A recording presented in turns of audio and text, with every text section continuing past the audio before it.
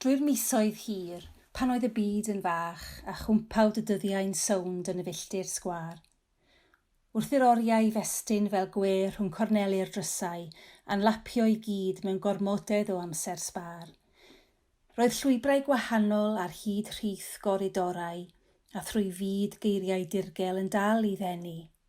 Trysorau'n swatio, sŵn tipian allweddellau yn ysgwyd y cloion ac yn agor ffenestri. Ac yn llygad fy meddwl rwy'n crwydro'r glannau, yn naddu geiriau i wead tirluniau. A darganfod eto fod cyfoeth y co cystal â map os am grwydro.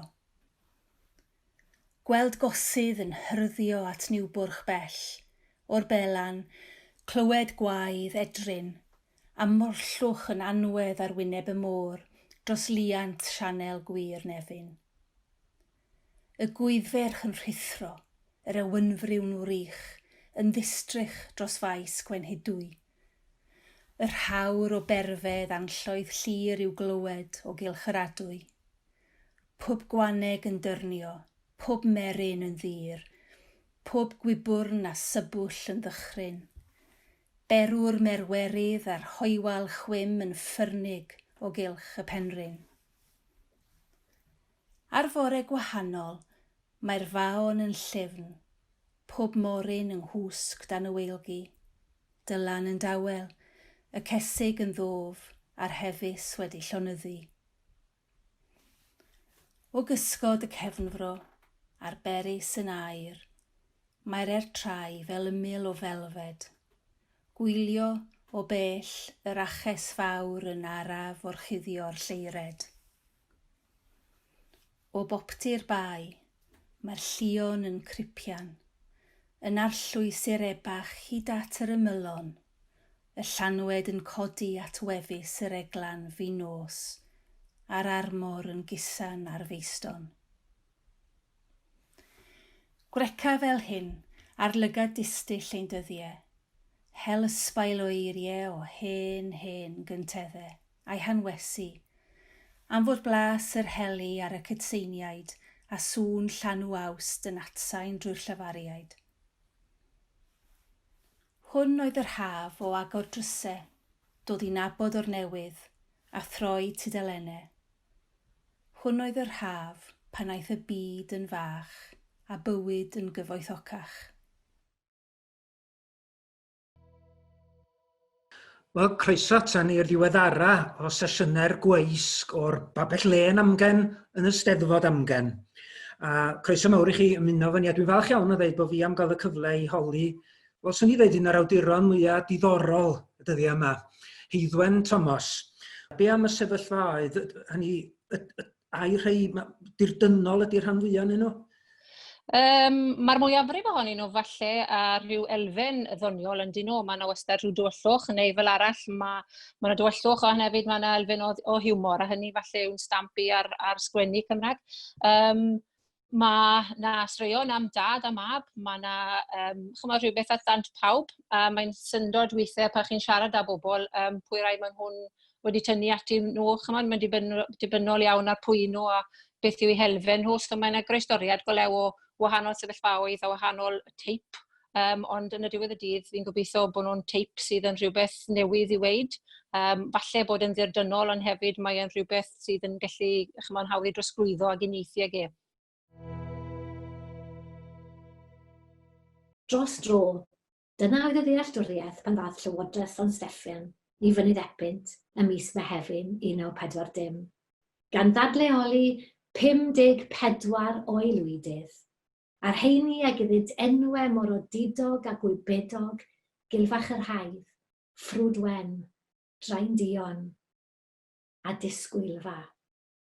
80 mlynedd i heddi'n union. Troed y mynydd yn danger area.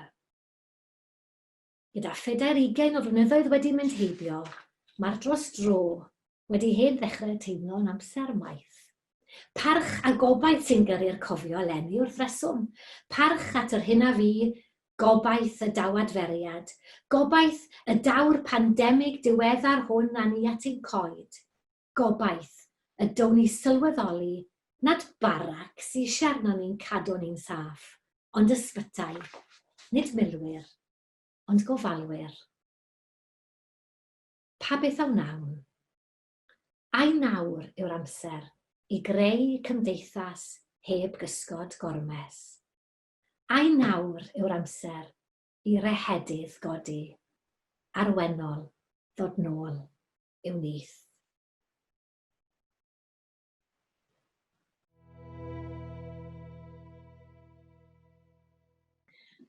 Wel, 80 mlynedd yn ôl i heddi, noson yn recordio, Mehefin y 10 roedd y teulu olaf wedi gadael yr epynt. Ac 80 mlynedd yn ôl i fori, diwrnod darlledu ein sgwrs bach ni, Gorffennaf y cyntaf, 1940, roedd y gynnau wedi dechrau tanio. Weda un peth nawr, mae'r mab wastad yn gweithio, mam ti am fynd am dro lan dros yr epynt? A byddai'n gweud wastad, o do. A ni'n mynd fel tili yn y malan am dro bach. A dim ond 2 ddiwrnod cyn y lockdown fe fion ni lan am dro. Chi Sion edrych mlaen gan mynd nôl? Mae'n hyfryd i fynd lan. Wel, fel fi'n gweud i edrych lawr ar Wain Fawr, ni'n gallu gwybod, a mae'r llun hyfryd gyda fi o Wain Fawr wedi dynnu cyn iddo fe gael ei ddymchwel. A oedd hwnnw wedi dynnu yn 1955. A yr ochr arall i'r bryn o'r llun ni, dyna le mae'r German Village, mae fel oedd Glyn yn sôn am gynnau wedi chodi. Helo, croeso mawr i'n sesiwn nesaf ni, a heddiw wedi fi'r fraint o gyfweld â Katie Hall, sef y gantores a prif leisydd y band Chroma. Katie, neis gweld ti! O, neis gweld ti fe! Ti'n okay? Sut mae lockdown yn dy drin di? Not bad. Fy'n, hapus ac yn iach, which is a good start, really. Dyna beth sy'n bwysig. Dyna beth sy'n bwysig, ynddo? Blwyddyn diwetha, nathoch chi cael fynd dros y môr i chwarae really cool yn Llydaw ac yn Barcelona hefyd. So sut nath... Ti eisiau siarad bach am y gwyliau yna, sut nath y cyfleoedd yna? Yes. So, fi'n really rubbish a yngangu fel enwau'r gwyliau, so fi'n really sorry, fi ddim yn mynd i trio. Ond y gwyl yn Llydaw oedd fel kind of team, fel kind of twin festivals. Yeah. Felly o Tafwyl yn danfon band draw i fyna. A wedyn oedd y gwyl yn Llydaw yn danfon band draw. Mae'n wicked. Mae'n wicked chwarae fel gigs yn Ewrop. Mae'n profiad amazing achos ti'n cael dy drin yn fantastic. Fel, o'n i'n cael fel, y pobl yn Llydaw jyst yn meddwl bod ni'n amazing a fel yn rock stars. Nice, fi'n siŵr. Mae'n pretty good going. A yn amazing fel just dysgu amdano fel y diwylliant Llydaweg. A fel, o'n nhw'n dawnsio trwy'r amser yna'n waw,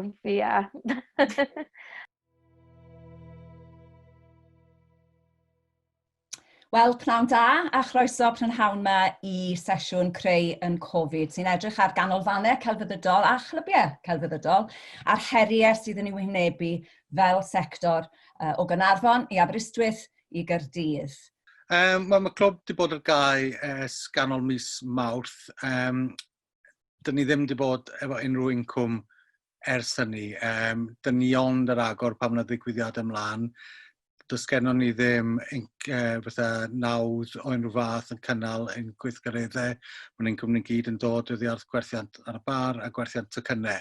Felly, dyn ni wedi goffod bodoli ar yn reserves ers hynny. A dim ond hyn a hyn amser mae hyn am ni allu gadw nhw i fynd. Dyn ni wedi bod yn ffodus iawn, dyn ni wedi cael arian nawdd trwy Cyngor Celfyddydau, Creative Wales a cwpl o'r schemes hefyd mae Llywodraeth yn gyffredinol wedi creu ar ddechrau'r cyfnod. Ond doedd y sialens penna iddyn ni nawr ydy Does ddim canllawiau allan yna ar gyfer yn sector ni o ran pryd yn ni'n medru ail-agor, so mae'n anodd iawn i fedru rhaglenni a paratoi unrhyw beth. Mae'r canllawiau yn bellai yn ormodol i ni fedru weithredu yn ariannol hyfyw ar hyn o bryd. So hyd yn oed petai'r Llywodraeth yn penderfynu agor y sector fel maen nhw'n wneud ar gyfer y tyfardau yn Lloegr dydd Sadwrn, byswn ni dal yn methu agor achos ddim yn mynd i weithio ni'n ariannol. Oedd un arweinydd artistig amlwg yn dweud dros y penwythnos diwethaf yma, wel yn disgrifio'r weithred o gynllunio fel proses o fodelu mewn tywod. Ydy hwnna'n ddisgrifiad teg? Oedd wedi anghofio sôn, neu hyd anghofio sôn bod ni'n modelu mewn tywod yn y tywyllwch. Dwi'n medru deall yn iawn lot o beth yma gyto ni ddeud ac uniaethu hefo nhw, fel corff annibynnol sydd yn cynhyrchu tua 85% o incwm ei hun erbyn hyn. Hwna sydd wedi cael ei daro ers, deud y gwir, ers y 9fed decfed o Fawrth, pan ar y Prif Weinidog Prydain ddatgan na ddyla pobl ddim mynd allan, ac oedden ni'n sylwi bod y nifer o bobl oedd yn gwrando na adeg hynny yn dangos yn y faint o gwsmeriad oedden ni'n cael ei fewn, ac wrth gwrs wedyn gath ni'n cloi lawr ar y 30 o Fawrth. So mae'r incwm, mae'r 85% o'r incwm yna, mae yna ganran uchel iawn o hwnnw wedi peidio a dod i fewn trwy'r coffra. A mae hynny wedyn yn ei dro, wrth gwrs, yn gadael ni mewn sefyllfa bregus iawn. Wel, mae'n bwyd pwysig, dwi'n meddwl hefyd, mae pobl fel sy'n nhw'n edrych ar ganolfannau fel lle fi ni weld sioe, ond i ni lawer mwy na hynny. I ni'n creu dosbarthiadau ar draws y storïau o waith celfyddydol, tua 6,000 y flwyddyn o ddosbarthiadau unigol. A mae'n rhan pwysig o fel oedd Gwyn yn sôn am dynnu cymuned at ei gilydd i bobl i gyd greu, i gyd rhannu, i gyd dysgu ac yn y blaen. Felly mae'n mor bwysig. A un o'r pethau i ni wedi gweld wrth gwrs yw twf ar yr ochr ddigidol, a ni wedi cyfrannu rhywfaint i hwnna yn creu dosbarthiadau neu gwrthgaredd digidol. Ond mae e'n golygu bod rhaid i ni wrth edrych mlaen i'r dyfodol, beth bynnag y dyfodol dosbarthiadau digidol, mae rhaid ni ail-edrych wedyn ar ein cynlluniau busnes ni. Oherwydd, heb cael bobl yn dod mewn i'r adeilad, dyna sydd yn galluogi pob dim arall i weithio. Beth chi'n meddwl sydd wedi newid? Ife golwg sydd wedi mynd yn fwy canol y ffordd o ran yr iaith, neu ife yr iaith o'n cwmpas ni sydd wedi ymuno â golwg mewn ffordd? Wel, dwi'n meddwl... Mae pobl ddim yn neud y Cymraeg llenyddol na oedd y fanner yn neud falle. Dwi'n eitha sicr mae'r iaith o'n cwmpas ni sydd wedi newid, achos dwi wedi bod yn edrych yn ôl ar hen rhyfyna Silyn, ac oedd Silyn yn cael ei feirniadu'n ofnadwy. Dwi'n cofio Sir Thomas Parry'n sgwennu llythyr eto ni'n deud so well gan efo'r iaith farw na fod yn iaith debyg i Silyn. Ond sa chi'n edrych ar Silyn heddiw, sa chi'n meddwl mae'r iaith yna'n hollol dderbyniol a deud y gwir, does na'm byd chwyldroadol yn ddihi o gwbl, ond ar y pryd, oedd bobl yn ei gweld ti'n, wel, rhai yn ei gweld ti'n dychrynllyd, rhai yn ei gweld ti'n gret. Felly mae'r iaith wedi newid, a swn i'n licio meddwl bod cylchgronau fel golwg, papur fel Silyn, wedi helpu rhywfaint efo hynna. Ac erbyn hyn, wrth gwrs, mae rhan fwyaf o bobl yn cael coblyn o drafferth i drio sgwennu Cymraeg llenyddol. Yn aml iawn, mae'r camgymeriadau'n digwydd pan mae bobl yn trio bod yn ffansi a sgwennu iaith lenyddol. Felly waith i chi sgwennu yn weddol lafar. Dim yn iaith lafar hollol, ond mae'n rhoi rhyw deimlad o iaith lafar. Mae rhaid bod yna rhywbeth yn digwydd yn y cyfnod hwnnw, achos oedden ni Angharad Mair wedi sgwennu colofn i ni wythnos diwetha yn y cylchgrawn am lansiad heno. Ac fe soniodd hi am rhywbeth tebyg bod nhw wedi cael backlash eitha mawr am yr iaith o'n nhw'n defnyddio. Oedd yna cyfnod lle oedd yna gyfnod o symud o newid ieithyddol falle? Dwi'n meddwl bod hynna'n wir, oedd heno chydig bach yn wahanol beth dwi'n gofio, achos oedd S4C wedi mynd ati'n fwriadol i gael rhaglen, oedd hefyd yn defnyddio dipyn o Saesneg yn gathon ni berniadu lot am hynny. Doedden ni, efo Silyn, doedden ni'n defnyddio Saesneg, os oedd neiriau Saesneg oedden nhw'n cael eu Cymreigio, ac oedden nhw jyst yn iaith naturiol yr ardal oedd be oedd pobl yn defnyddio o ddydd i ddydd. A fydda i'n dal i ddefnyddio fel ffon fesur. ydy gair am fod yn ddiarth i bobl. Achos os di o'n ddiarth, mae'n golygu bod nhw mae darllen rhywbeth yn mynd i chydig bach o draffarth wedyn, os da chi'n gofod meddwl o be ydy ystyr hwnna. Felly, da chi isio iaith lle mae pobl yn gyfforddus efo'i, achos dydy newyddiaduraeth ddim fod yn iaith anodd lle da chi'n gofod straffaglu darllen ni. A pwynt di, mae pobl yn meddwl, mae beth sy'n anodd ydy sgwennu Cymraeg llenyddol, beth sy'n anodd ydy sgwennu Cymraeg, poblogaidd, clir, hawdd i ddeall. Dyna di'r dasg fwyaf anodd.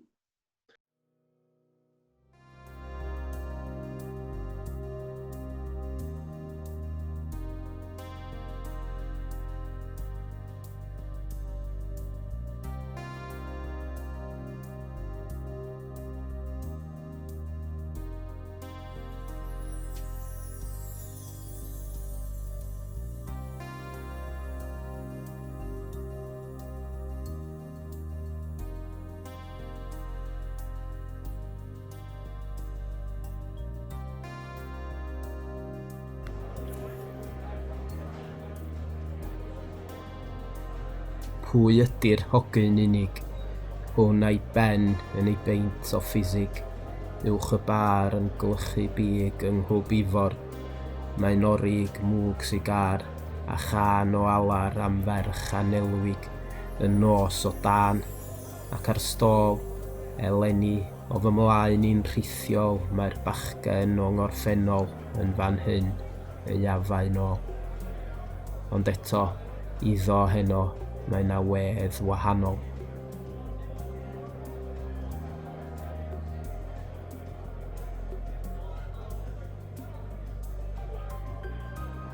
Mae'n hwyr, mae'n hawdd synhwyro yn huddig blynyddoedd a'i theipio nad ydw i'n ei nabod o, yr hogyn a'i frest yn rhwygo, y dyn a weiddodd am un a hi ddim yno.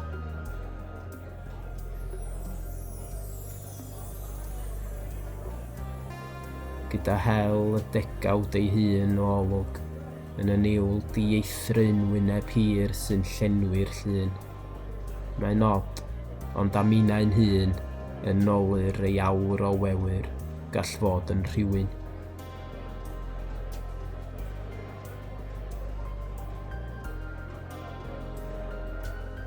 Heibio ei awyr aeth bywyd, heb aros. Ac mae'r bar fy'n swnllyd a'i fwg drwg a'i fore drud yn stafell mor bell. Mae byd Clwb Ifor a'i for o ddansflor o nghyrraedd o hyd.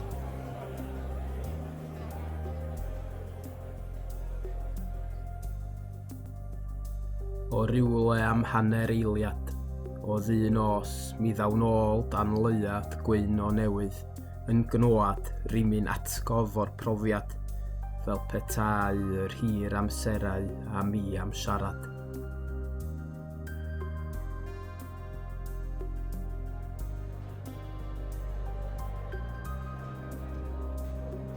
Ond i baiws, mae'n myd basion ddi-ddal.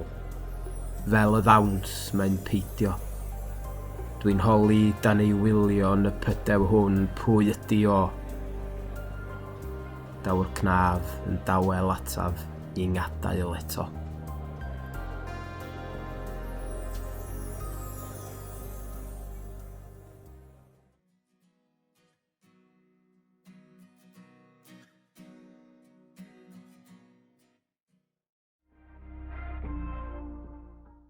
Hiya, Gareth sy'n yma yn siarad gyda'r artistiaid sydd wedi creu yr album sydd wedi cael ei enwebu ar gyfer album Cymraeg y flwyddyn. A heddi dwi'n siarad gyda Annie Glas. Hi Annie. Hiya, ti'n okay? Yeah, so mae'r album yn amazing actually. Dwi really di mwynhau gwrando arno fe. Sut mae deud e? Mirrors? Mirrores. Mirrores! Okay, pa iaith mae Mirrores? Dyw e ddim mewn iaith, achos mae'n air, achos enw barddol fyw yn ngorsedd Cernyw, a ti'n gallu just wneud enw lan. So mae'n enw, mae'n gyfuniad o ddau beth, yn Gernyweg i edrych yw Miras, ac un o'n hoff artistiaid yw Miro, so oedd e just yn gyfuniad o'r ddau enw, Mirrores. Terrific, diolch am hwnna, fab. Mae lot o mae thema yn rhedeg trwy'r album yn does. Ydyn ni'n... Ti'n sôn am y ddinas, wyt ti? Ie, yn fras. Achos dwi ddim yn concept album mewn gwirionedd. Mae fe just, yn fras yn biti, y profiad nhw o ddod nôl i rywle o ti'n nabod, a mae di newid cymaint, a di just yn treol adlewyrchu ar y peth, a treol deall beth sy'n mynd mlaen, y weledol trwy'r adeiladau, fel y newid, yn sut mae llefydd yn cael ei lywodraethu, a just treol dod i ddeall pob agwedd o rywle. Nawn da, mae hi'n 3:00 a bynawn dydd Sadwrn, a dwi'n barod i chwythu'r chwiban i roi cychwyn ar 3/4 awr o drafodaeth ar 2 o'r pynciau hynny sy'n tanio diddordeb Cymru ben Baladur, sef pêl-droed a barddoniaeth. Be amdano ti, yw'r brofiad i chydig bach yn wahanol? O'n i'n meddwl fyswn ni'n dechrau trwy sôn am y cyfnod pan ddechreuais i ddangos diddordeb mewn pêl-droed yn ifanc, achos mae yna gysylltiad barddonol hyd yn oed yn y dyddiau cynnar hynny. Un atgo cry iawn am hwyntyndod ydi comics a nofela yr arwr o bêl-droediwr Kai Jones, gen y nofelydd J. Selwyn Lloyd, a dwi'n meddwl lle gen ni lun wan ar y clawr o un o'r comics dyna fo Kai Jones a wrth i ochr o Ian Rush. A so ni'n mynd fewn i'r clawr drws nesa i Neville Southall fanna. Mae yna enw byswn ni'n dod yn gyfarwydd iawn efo ymhen blynyddoedd, sef Gerallt Lloyd Owen fo oedd yn creu'r darluniau i'r comics yma. Ac felly, yn y dyddiau mebyd, nid dylanwadu arnau efo'i gerddi ddaru Gerallt Lloyd Owen, ond drwy y luniau o Kai Jones o Dîm y Mell, ac un anecdot eitha difyr yn y comic yma, yn erbyn pwy mae'r mell yn chwarae yn y stori gyntaf. Wel, yn y tîm o'r enw Aberhafren, sef y tîm talwr yn y beirdd, y byswn ni ymhen blynyddoedd yn aelod ono fo efo Mari, ac wedyn, wrth gwrs, yn mynd i'r gweld Mari ar y tripiau pêl-droed hefyd, dod bob dim at ei gilydd yn eitha crwn.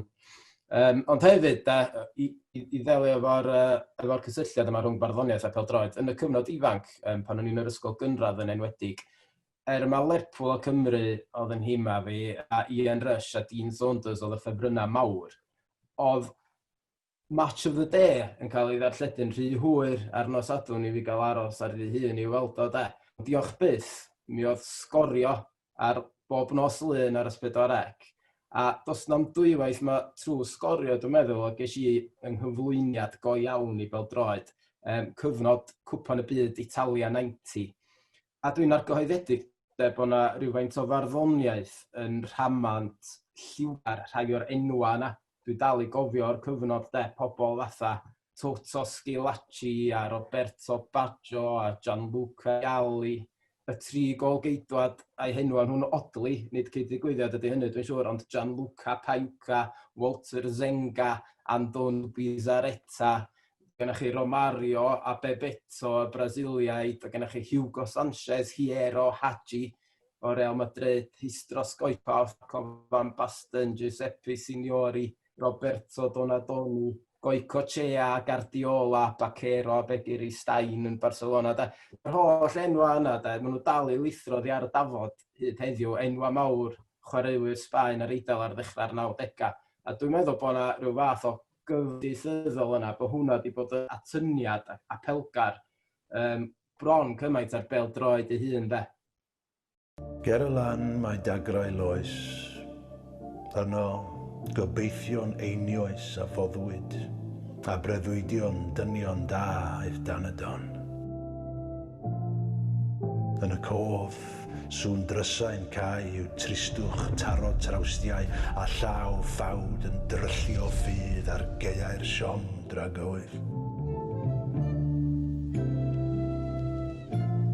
Hen hanes nawr i wani.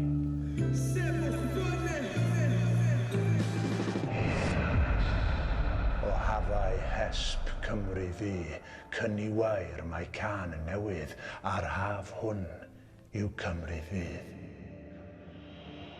Yn y rhyl, Rhos Neigr, Rhos, Gernant, Bagillt a Gyrnos, Bedwas, bala, llan boedi, mae Cymru'n un yn omni.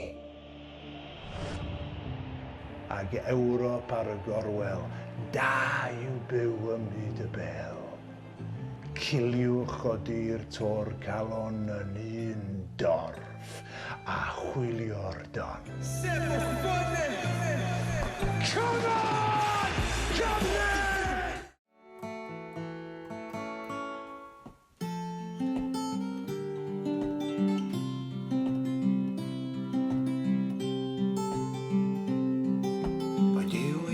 Amddiffyn, wedi ddo I ti'n yr an. Mae nega dyweddi a'i tair mi hetib yn y man.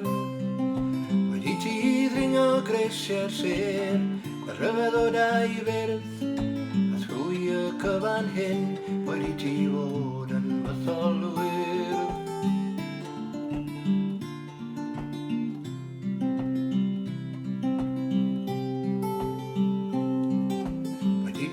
Dyfu'n gyfiawn, wedi ti dyfu'n driw. Wedi ti wybod beth yw'r gwir gan weld y golau gwyw. Wedi ti fod yn gryf a dewr wrth gerdded garw ffyrdd. A thrwy y cyfan hyn, wedi ti fod yn mytholwyr.